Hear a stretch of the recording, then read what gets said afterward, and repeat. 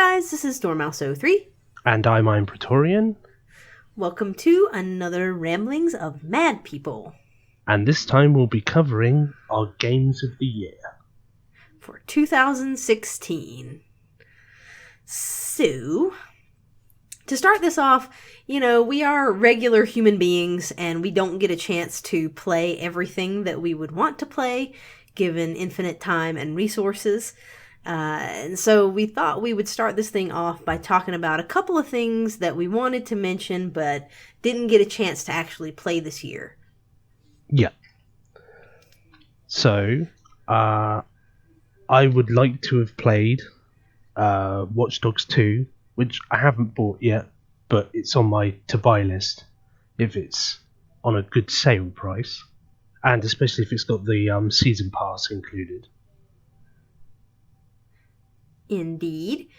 Watch Dogs 2 is one of those that, I think it's supposed to be better than Watch Dogs 1, and so I'm kind of excited to see what they did with that, so definitely on the list. Another thing for me that I didn't get a chance to... I actually played the first little bit of it, but I didn't get a chance to play enough of it for it to really make our list, was The Last Guardian. It looks pretty good, but as I said, I didn't get to play enough of it. I think it's going to be a cool little game, though. Cool. Both of us purchased this one, which is Doom, and we have the season pass for it. We just literally haven't had time to play it yet. But I've heard good things about it. Yeah, it just looks fun. It's one of those sort of gory, arcadey shooter things. It's Doom. It's Doom, right? I've never played any of the original Dooms, so this will be the first one in the series for me. Neither have I, but I've seen other people play them, and I'm like, yeah, that looks fun. Yeah, same. So that one, I think we are both looking forward to getting around to. Yep. Another one for me is, well, I guess for both of us, is Recore. Yes. So we both have this one as well. We just haven't gotten a chance to in the Christmas sales. So I was happy with that purchase. Me too. And I think we're both waiting for the latest patch to come out that adds another character. Yeah. And because we don't want to be trying to get achievements and then they patch it and it makes it a bit odd. Buggy. Yeah. Well, I was thinking less about the achievements and more... I think it'll be more fun with that character added, and it'll be a little bit easier to get around the areas and stuff, because I think that's supposed to be one that helps you traverse longer spaces. So I think that'll be fun. So we're waiting on that, and then hope to play that one soon. Yes. I'm also looking forward to playing Firewatch and The Witness, which I kind of included together because they're shorter titles that are both kind of from the person's perspective. And The Witness is supposed to be a puzzle game. What is Firewatch supposed to be? Firewatch is just a little story that follows a guy who just kind of becomes a fire watchman for a summer and what transpires during his time there. Neat. So yeah, I think both of those are on my list as well of things that I didn't get a chance to get around to this past year, but interesting to check out. Another one that I guess kind of goes in that same vein for me is Inside, which is the next game by the folks who made Limbo, which was a game that I really liked back in the day. And Inside, I've heard really good things about. I don't know too much about what the story is or whatnot, but it's supposed to be a good, short little game, and I'm looking forward to playing that when I get a chance. Cool. I have Mafia 3 yet to purchase, which you already have, but like Watch Dogs, I'm waiting for a good sale, because the problem with the Christmas sales is a lot of the newer games were on sale, but not on as good a sale as they'll probably be in the future. And I have 15 games left to play that I got on sale that I'm well, I might as well just wait and then play Watch Dogs when I actually have some time, and Mafia 3 when I actually have some time. Yeah, definitely. I mean, there's no reason to purchase stuff like that until you intend to play it, unless it's a really good price. And it just happened that for me, it was a pretty good price for those. But yeah, I haven't played Mafia 3 yet either. It's really high up on my list of things to play. It will probably be one of my next things that I get around to. And it's supposed to have a really good story, and I really liked what I saw of the soundtrack for it, so I'm pretty interested in seeing what that is all about. It's ticking a lot of boxes already before you even played the game, which is nice. Yeah, for sure. So, definitely interesting. Let's see. Another for, I think both of us, is Titanfall 2? Yes, Titanfall 2, and also Battlefield 1. Yeah, those both sort of go together. I would also like to play Call of Duty Infinite Warfare. I think those three are just, shooters. They're not necessarily our first choice when it comes to games, which is why especially we haven't played because any of they're them. like multiplayer orientated as well, which you and I don't tend to get into. Right. Well, I think that they both, or all three of them, are supposed to have pretty good campaigns this year, and so I'm really interested in seeing what those are about. Like I said, just we haven't gotten around to them this year, just because there were other things that dropped in the fall that we wanted to play more. And so, not that we think that they're bad games, just we haven't gotten a chance to check them out yet. Exactly. And you have anything else on your list there, No, sir? there's nothing left on my list that I can remember. I mean, I might not have put it on my list, whatever the game is, but Right, yeah. Yeah, just insert your favorite game into that list and pretend that we acknowledged it. Pretty much. If we forgot. The last one for me is Pokemon Sun and Moon. I purchased a Nintendo DS this year, and I have Sun and Moon, or I have Moon, not Sun and Moon. I have Moon, and so I'm looking forward to playing that, and I think that it deserves a mention because I think it's supposed to be really good, and I've seen a little bit of it played, and it looks really fun. And it'll also be your first proper Pokemon game that isn't Pokemon Go, so I'm looking forward to seeing how you experience it. Yeah, I'm looking forward to it too. Considering I played the originals, and I played up to Generation 3, and I haven't played any of the DS versions, but they're still fairly similar. Yeah, I think so. So that is kind of our list of stuff that we would like to play, but we didn't have time this year, but we thought deserved a mention. In our list. Or a prelude to our list. Exactly. So let's get this thing kicked off. We have a top 8. because we missed out on quite a few games, and we also combined our list. So it's our list jointly. Yes. So some games I've played and some games you've played, but the majority of them we've played. Yes. Yes. The majority of these we've both played. And we thought about doing a top 10, but as we were creating the list, we the last couple of ones, it just felt like we were putting them on there because they were the only things that we'd played that were new and didn't rather really than being want something that we thought was a good game. Right, or that we thought deserved to be like on the Game of the Year list or whatever, Exactly. So, without further ado, number 8 is Overcooked, which I played and you didn't, but I thoroughly enjoyed for some strange reason. It's basically a kitchen simulator where you have to prepare meals, but it was simple. The mechanics worked really well. The levels were diverse enough, and the different foods that you could prepare were different enough that it didn't feel too samey. So it was like there'd be like a forest world, and then like desert, and then space, and they changed the food up depending on which area you were in. So in the desert bit, you were cooking burritos as if you were in Mexico, which I thought was quite funny. And then in the ice level, you were cooking fish and chips for some penguins.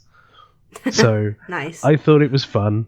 You could also get 3 stars in each level by preparing meals, as many meals as you possibly could. And some of the levels were like fairly easy at the start, and then I had trouble with a couple of them, but nearly all of them were doable single player.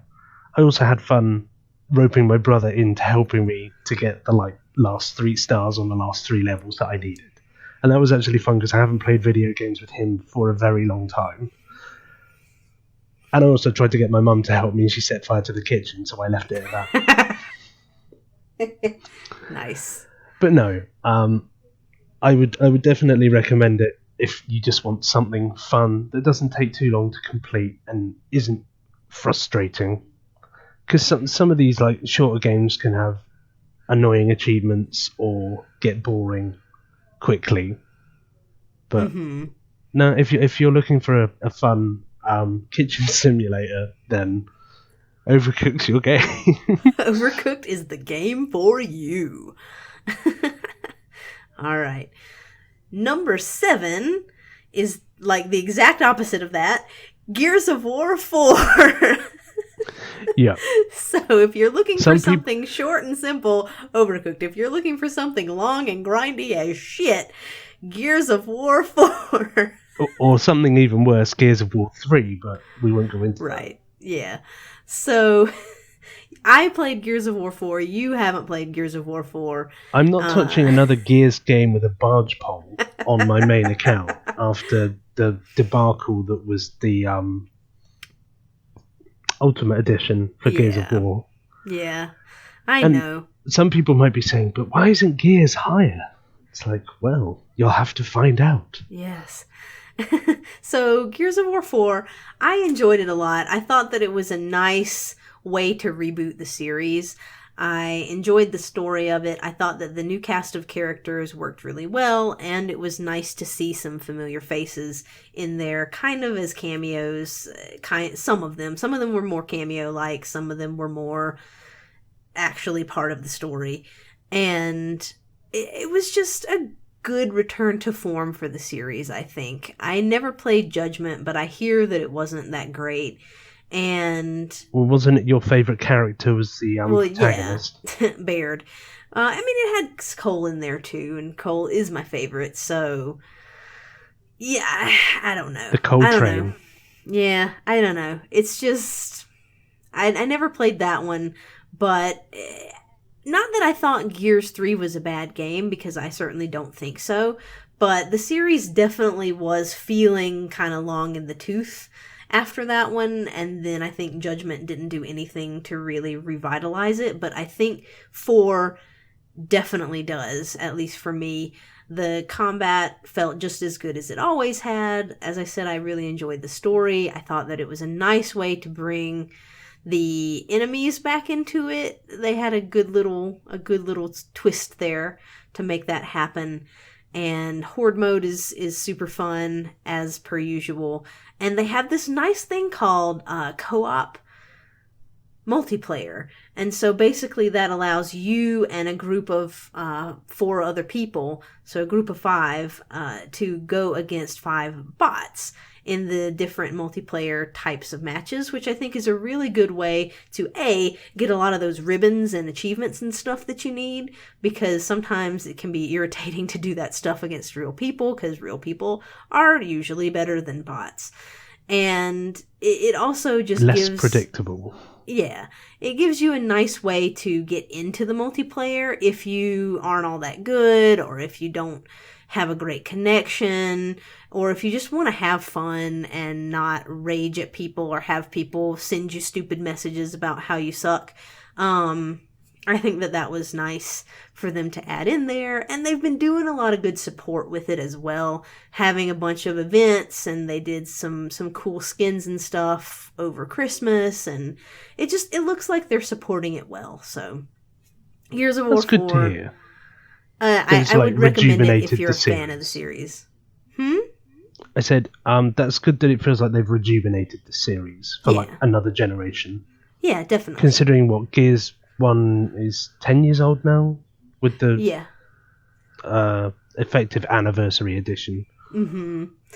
Yeah, so, I mean, I think it's a nice revitalization of the series, as you said, and a good start for, I guess, what is going to be a new trilogy. I mean, it definitely leaves it open for a sequel, another sequel. So, yeah, there we go. Coolness. Number 6 is Unravel. Unravel. So we both played this one. Yep. I have some coverage for this one on the channel, actually. Early last year. Yep, it was. I can't believe it's a year. Very early in the year. I think it came out in January or early February. Yeah, I think end of January, early February. Yeah.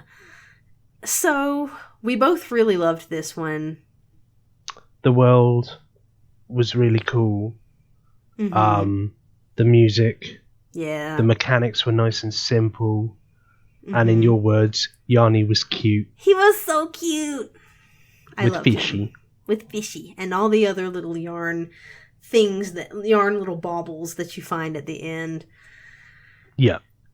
It was a well-designed little platformer. The mechanics worked really well. The puzzles were interesting to solve and had a neat kind of mechanic. I know that it feels a lot like Yoshi's Woolly World, or the Kirby one that was yarn, I think. But I don't know. I liked it. I liked the mechanics. I liked Yarny.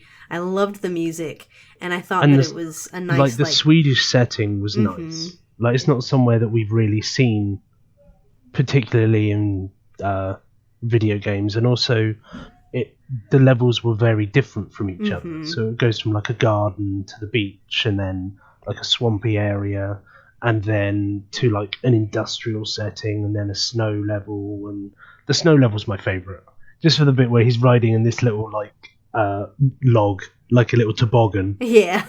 And then ends up in a sauna, or just outside one. I was like, yeah, that's great. Yeah. It was good. It doesn't like have a story as such, but it has a story. It's like implied. Right. It's like sort of background. So it's almost like you're following along these people's lives, and it's got this air of nostalgia and remembering things, and like changing of the generations and changing of the seasons, and just a life moving forward. I just thought that it was really good. Yeah. And it felt like the culmination of someone's life at the end, but then Yanni effectively gets like adopted by the next generation. Yep. Which is cool. So, Unravel, definitely a recommendation. Yes, and it's not too long either. Exactly. If you're just going to play through it. It's a nice like sit down in an afternoon and play. Unless you're like us trying to go for the no deaths run. Right, which can be a little bit tricky at times, but for that you have Dormouse03's guide, right? Exactly. Oh my god. All right. But it also wasn't super frustrating, which was nice. No, it wasn't. So, number 5 is Quantum Break. Which someone may have bought me for my birthday. Thank you very much. I don't know who that could have been. Exactly. No. Definitely well worth playing. Yeah. I think this one for me, I was looking forward to it. I try not to get super hyped about things, and so I wasn't like, this is going to be the best thing ever. But I thought it would be pretty good, and I thought it was pretty good. Yep. I would agree with you too. The game mechanics worked well. The story was really interesting, and also the integration between the game and the like episodic TV show that they put in between each act, effectively. Yeah. It kind of melded together nicely, and it had collectibles that actually add little bits of information to the story, which I thought was really cool, rather than, like you said, thermos flasks that really do nothing at all. Yes. Thermoses, like in their last release. Alan Wake. So, yeah, I enjoyed the story. I thought it was really interesting. I thought they had a great cast for it. Definitely. And it was well acted, and the capture and animation of the people was very good. I, too, really liked the integration between the game and the TV show. I know that a lot of people, it seems like a lot of people didn't really like that, but I thought that it worked really well. And it was nice to just put my controller down, take a break, watch 20-25 minutes of story happen that wasn't something that I should be controlling because it was outside of the main character for the most part, and then pick back up again after that was done. I thought that it worked perfectly. Yeah, because if you played the game without those episodes being in there, the story would not have been half as good because you wouldn't have had any of the background information or information on events that were happening that were not within the player's view. So it's like people knew what they were getting into when they played the game because it had been actively told through, setting the game up that this will have a TV show built into the game. Right. And it wasn't like you had to wait a week to watch the next TV episode either. It was all in the game, and so you could just play it straight through. Yeah. I think my only problem with it was that for the price tag, it's a bit too short. Yeah. Yeah. But other than that, great game. Great game. Except for that final boss on hard. Yeah. He can go have tea with the Dark Lord. He was a bit of a turd. He was. Yep. So number 4 is Uncharted 4, funnily enough. Yep, 4. This is the first PlayStation game that's been on my Game of the Year list in a very long time. Yeah. I think the last PlayStation game that I would have put on a Game of the Year list was Spyro the Dragon, and that probably came out in like 1999. Yeah. Which is showing my age a little bit. Right. Well, because we haven't had PlayStations for a generation. I acquired a PlayStation 2 from my brother, but I never really played much on it, other than, I think, maybe the second Lord of the Rings game. Yeah. So it was nice to be able to play this game. It was nice to be able to see the sort of ending of Nathan Drake's story. I had watched them all on Let's Plays, and I've played the first game, and I would have to say I thought it was a really, really fitting ending for that story. Whereas I'm coming at it from a completely different viewpoint of having not played any of the other ones and not really know what's going on. But it was still a really good game. Yeah. I think mechanics worked for the most part. I have a little bit of gripe about some of the shooting mechanics. I think that they're just not being able great. to throw grenades back. Not being able to throw grenades back is crappy. But and the gunplay I think has never been that amazing, but it's functional. Yeah. Coming at it from not playing it before, I would definitely say that the gun mechanics in that game are nowhere near the best I've ever played. Right, no. And they're definitely not, they're nothing close to like Gears of War good in terms of third-person shooters. I personally think that the new Tomb Raider reboots are superior in terms of combat. I would also agree with that.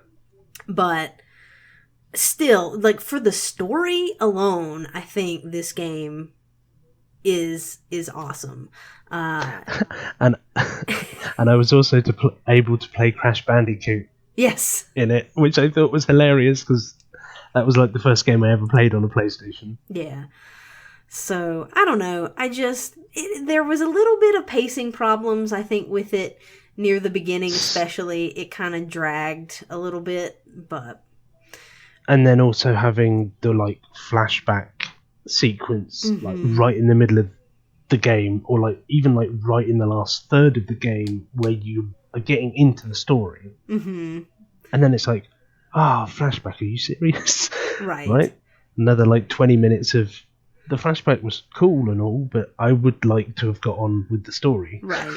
I think it wasn't all that necessary, and I think it was a problem of not having the brother in the series at all before and needing to put him in there. I think that could have been done a little bit differently. Like, just show me a little cutscene or something instead of having me play through those long sequences of the flashback stuff.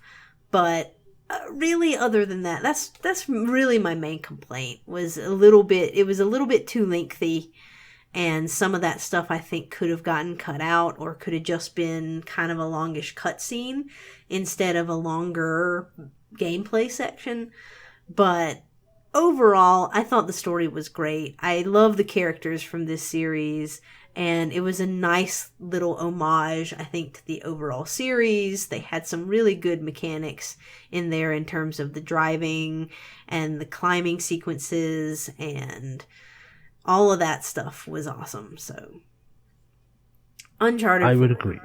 Uncharted 4, number 4. Number 4. All right. Number 3 on our list was Deus Ex: Mankind Divided.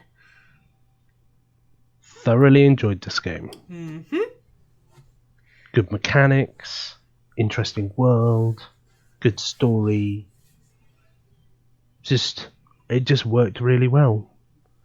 Yeah. Definitely did. I think it was a really, really good successor to Human Revolution, which I really enjoyed. Had some additional augments and stuff that made it fun and interesting. The graphics looked amazing. Like, I don't so good. I don't talk about graphics too much. And to back up and rewind, like, I think most of the things that we played had really, really good graphics. But I don't know, just the style of this city and stuff I really, really liked. Yeah, even Overcooked had good stylized graphics. Mm-hmm. Even though it was like a independent game, it was still fine. Yeah. So, but Deus Ex, I mean, it's the epitome of like that choice-based type of gameplay where you can really play in different ways and all of them are viable. You know, you can go in combat heavy, you can go in stealth, you can do a little bit of both, lethal, non-lethal. Yep. You can pick up turrets and hide them in cupboards so they can't see you. I love doing that. It was funny. That's amazing. Look, this wall's really interesting, Mr. Turret. You guard that. You guard that wall. Yeah. Boom. But it's also the number of pathways you could take in a level. Mm-hmm. Like, if you had the increased jump, you could reach a ventilation duct that other people wouldn't be able to get to, or you could hack a door, mm-hmm. or you could punch a hole through a wall, or you could throw an EMP grenade and take out the cameras. It's just like, it just gives you so many different paths. Mm-hmm. And like, you and I both played very similarly to each other, but there's certain bits where I was like, oh yeah, I went up here and like through this bit, and you're like, oh, I didn't know you could go that way. I went up through the ceiling and that way, and I was like, well, I didn't know you could go up through the ceiling. So when I did it on my hard playthrough, I think I chose your route in one of the areas and used all the ventilation ducts on the ceiling to get around all the guards. Yep. Whereas I'd use the cloak to get around all the guards and then go up another ventilation shaft in the back of the room to get on to the roof like you had, mm-hmm. but from a different area. Yeah.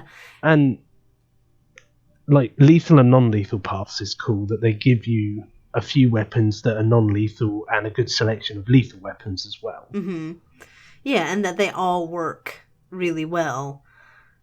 I don't know. I think that it gives you a lot of freedom and a lot of choice. And like you said, there's just a lot of pathways through the game and little things to discover and a lot of little tidbits of information about the world that you can find through those little pocket secretaries or the ebooks. Mm-hmm. That's what I was going to say as well. It had another good set of collectibles that actually added something to the world. Right. And the side missions were interesting. They really were. And certain side missions interacted with each other as well, which was cool. Mm-hmm. So there was one where you could forge papers for somebody, and whichever one you didn't forge papers for turned up in a police cell in another mission in like 3 acts' time.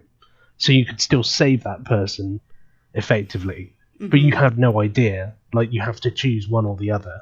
And then it's like, oh yeah, by the way, you can save them. It's like, okay, that's cool. Yeah.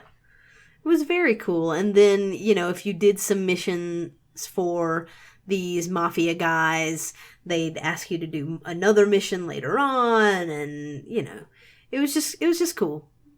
Yeah, knock a guy out and drag him through a house without being seen by anybody. Yeah, that was great.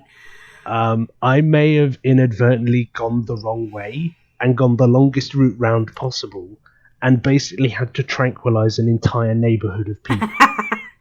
That's amazing. But I still got into that dustbin and put him in there without being seen. That's amazing. It just maybe that there was 20 bodies on the ground all piled in one location. Cool. But it was, yeah. And this is number 3. So, I don't know. I think, honestly, these top games are so very close in terms of how good they were. The top 5. Yeah.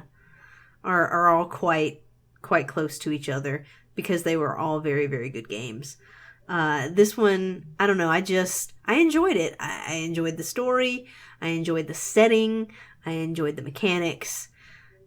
And aside from some finicky jumping, sometimes everything worked really, really well. And I even enjoyed doing the playthrough where you couldn't die. So I never asked for this. I never asked for this. Yeah. We will not talk about breach mode. No, breach mode was poop. Because breach mode is tacked on, it's a challenge mode, and it's just not part of the main story at all. No. And as far as I'm aware, it was Square Enix trying to make money and not actually the developers of the game. Right. They had a separate team. Yeah. So it's like, breach mode can go with the final boss from Quantum Break and the Dark Lurker and have tea. Yep. For all I care at this point. They can. All right. Number 2 is Dark Souls 3. Dark Souls 3. Dun, dun, dun. So, did you ever think that a Dark Souls game would make your top 10 list? Yeah. For the sole reason that I played it with you. Yeah. Dark Souls 3. I think that it was just a really, really good entry to that series, I think. Yeah. Interesting locations. A good number of different bosses and boss types. Not like a huge number like 2. Yeah, I think, which is good. I think they hit a good number for 3. Like, it wasn't too many, wasn't too few. Co-op worked well for the most part, which was nice. Yes, it did. There were some funny moments when we weren't co-oping that I wish we could have recorded. I know. Oh like, my god. Hiding behind those 2 pillars outside of Aldrich's room, and that guy just running around for like 35 minutes trying to find us. And then when he did, he like went for you, didn't know I was there, and I just beasted on him.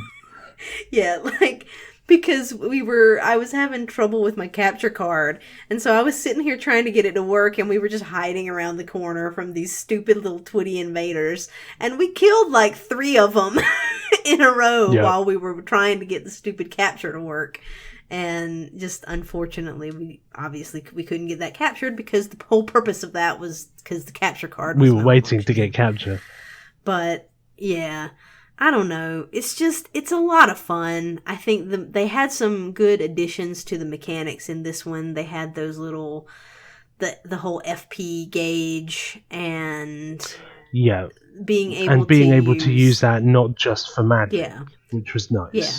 And like having the special abilities on the weapons and the drop in, drop out co-op stuff was good. I mean, I guess it's kind of drop in, drop out. It's summon, die, drop out. Summon, die. Or summon, commit suicide. Yeah. Because you have no Estus left. Yeah. There were some areas that were tough. Yes. But you felt a sense of accomplishment of getting through them. Like the it's been so long since I've played it, I keep forgetting the names of locations, but it's the bit before the profaned capital in like the prison with those damn I'm shaking my hand in the air as if lantern is what I was thinking. Lantern. I was shaking my hand in front of my face as if I had a lantern in my hand, trying to remind myself that the word was lantern that I was looking for, and those brands. Yeah, they were very difficult. Yeah, that section was not super fun. But no. But for the most part, it was cool. It had some really interesting enemy design, I think, and boss design. And it moved at a little bit of a faster pace. And overall, I just think very, very good. I liked the style of it. I liked the look of it. I liked the way that it played. And I liked being able to play co-op. So. Definitely. Just... Oh, and also having the password for the multiplayer in this one definitely helped. Definitely. So that you can play with your friends without having to worry about other people summoning you when you don't want and summoning the wrong people. And yeah. Worked really well. I don't think there's too much else we can say about it. I don't think so either. It's Dark Souls. It's good. So... Yeah. I'm considering going back and playing the first one again and doing a different playthrough because I kind of rushed through it the first time, and that's the only one I haven't played through multiple times. Yeah, like multiple characters. Right. So because we went through a second playthrough on Dark Souls 3 with both playing a knight build, which I was a pyromancer and then had a tantrum and became a knight by respecking. Yeah. Because that was before they'd patched the magic. And it was just so slow. I think they actually had patched the magic at that point, and it was still so slow. It was still too slow. It's just slow. But in any case, that was fun. And Dark Souls 3 is very good. Probably my favorite Souls game right now. So, our number one game is... I would do a drum roll, but that would destroy your hearing. Is Dishonored 2. Dishonored 2. Woo! Confetti cannons. Dishonored 2. Yep. So... It was amazing. It was so good. So good. It took the best bits from the first one and then just built on them, I think. Yep.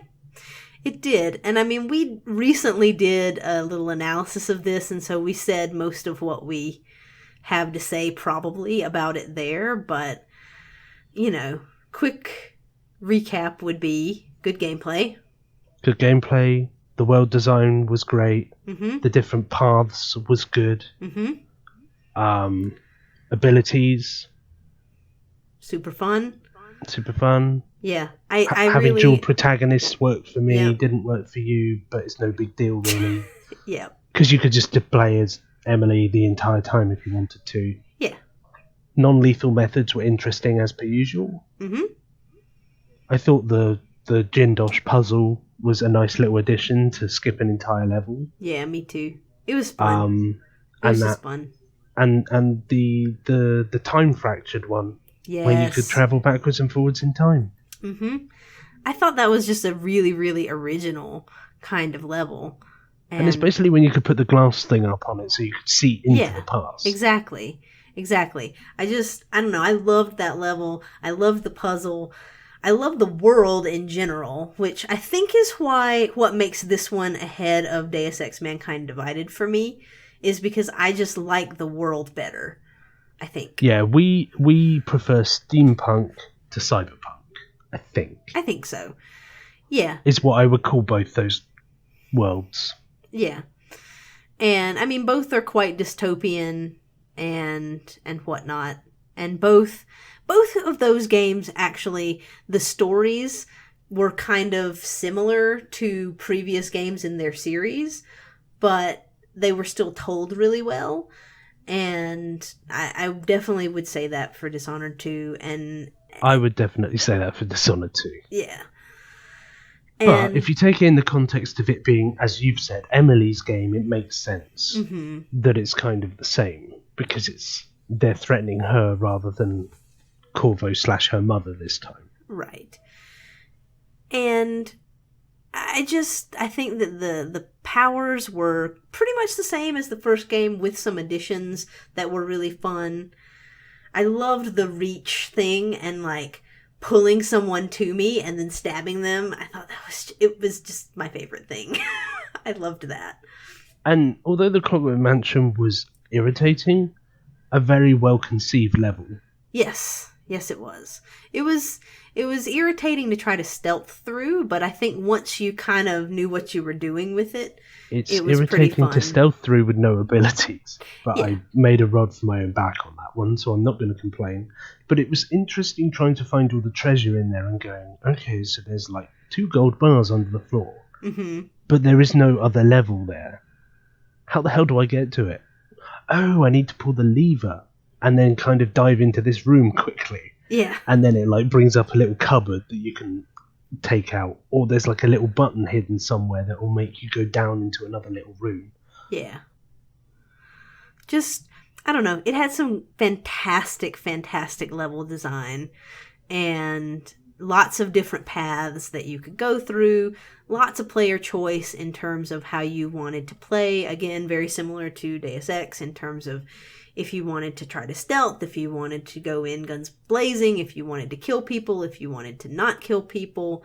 And the way that the game adapts to your choice is really cool. You know, in terms of like what the heart says about you, whether, you know, it approves or disapproves.